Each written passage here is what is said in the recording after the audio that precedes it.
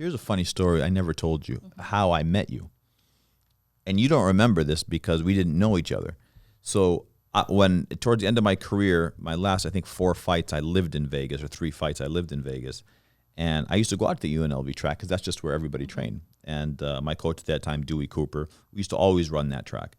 So one day I was out there running, and I was doing my own thing, and Coach Larry Wade was out there with Sean Porter, and he always took the inside lane. Yeah.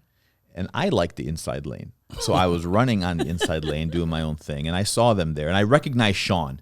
And when you look at Larry, you know, he's quite a figure, you know, muscular, black. He's got the cap like right to his eyes. Wears all black. Always in black, dark sunglasses, never smiles. You know, he has a presence. Yeah, absolutely. I was like, man, and I tell him that now, forward all these years, and where I have the honor of representing him, and I tell him that presence is so important. And it was. I don't get intimidated by anybody, but I felt that presence. Yeah, absolutely. You know, and I was running in the lane, and then, you know, Sean decided, you know, man, Sean's 140. Man, I kick him, I'll hurt that boy.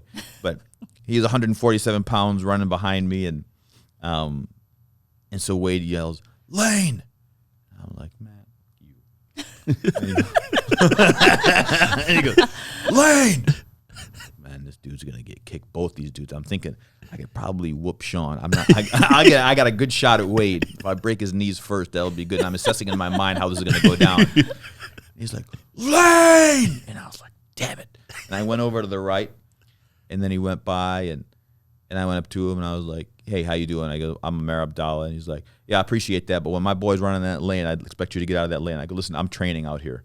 So, you know, maybe we can work together." He's like, no, it's my lane, it's my track. And when I saw he had a whistle on a UNLV thing, I was like, damn. I was like, maybe I'm out of my league here. And I was like, all right, I go, whatever, man. You know, it is what it is. And I always painted Larry as like that a-hole. And then I saw you.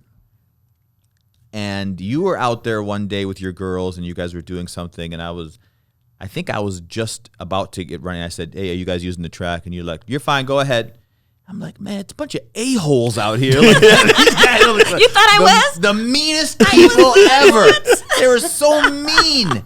And then somebody told me that you two were married. I go, I would hate to be a kid in that household. Like, these people are so mean. And then getting to know you guys, you're the nicest 2 people I know, you know. And once you get into, you know, Larry has that presence, but once you just infiltrate, you know, just the layer, just a little bit, he's a big teddy bear. He is a big teddy bear, absolutely. And but that's how I got to know you guys. I actually remember you out there. Yeah, I do. He's a hard guy to forget. He is. He is. I was the old guy trying to keep the career alive. One more fight. But big old thunder thighs out there taking up the track.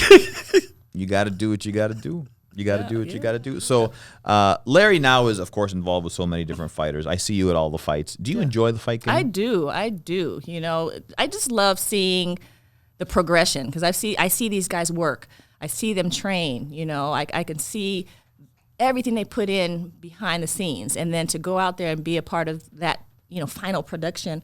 It's amazing. You know, I feel pride just watching all of them do what they do, and they're good guys. Right. They become family. I mean, they become family. But Sean's been involved with you guys for forever. Yeah, they're just beautiful good kid. athletes and good people. So right. That's the part that I like. After a fight, you know, Caleb's last fight didn't get the victory that he wanted. Sean's last fight didn't get the victory that he wanted. What is it like in the house after those fights? Man. Anybody that knows my husband knows that he puts his heart and soul and his emotion into everything he does. And so when his athletes don't get the result they want, he really absorbs a lot of that emotion, and he takes that home and, you know, like you said earlier, thinks about what he could do better for the next time, you know, and goes back to drawing. It's probably a 2-week process. Oh, wow. You know, I think you say he puts his heart and soul into everything. And even from when he got here, I remember, you know, he got in Friday night, went out to dinner. He already speech ready to go. Saturday, dry run-throughs. This morning, I was like, did you end up watching those fights last night? He's like, no, I was studying. And that's, you know, it's easy to see why he gets the results he does, and, you know, why he's, you know, takes it personally. Because he does. He puts everything into it. I mean, even today, you know, we had Johnny on camera reenacting some of it because he was in there.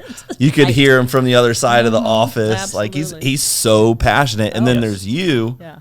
the nurture, calm, It's a good collective. balance. I think we and need you that guys balance. both get great Yeah, results. it's definitely a balance. The funny story is actually he's so intense at anything he does, and he thinks about it when he goes to bed. One night we were asleep, and he jumps up, and I'm like, "What?" I think somebody's breaking into our house, and he said, "Babe, get on the ground and get in the starting blocks." Oh my God. I was like, "Excuse, it's 2:30 in the morning." I was like, sleep in my eye, and he's like, "I had an idea for training tomorrow," and I just. Wow. You know That's what? where That's where he is. awesome. That's how much love and passion he has. That's not surprising to me Yeah. at all. That's the way he just is. I was telling a story when he was on the podcast here last time. Is him and I. There was one time that we almost had I thought it was going to end up bad. Is when after Badu got cut, and he needed an outlet, and I was the outlet, and he was like, "You did this, and you did that, and you should have done this, and you should have done that." I'm like, Larry, this is the way it goes. Yeah. Everybody prepared to their best, and you know that when you're a part of a team, everybody wants one goal, and that's for our guy to come out safe, healthy, and win. Yeah, absolutely. But you know, it's tough for a guy like that to take a loss. Yeah, it's tough. It's tough for all of them, and you know, being in fight camps or being on the track, and you even know, there's so much competitiveness.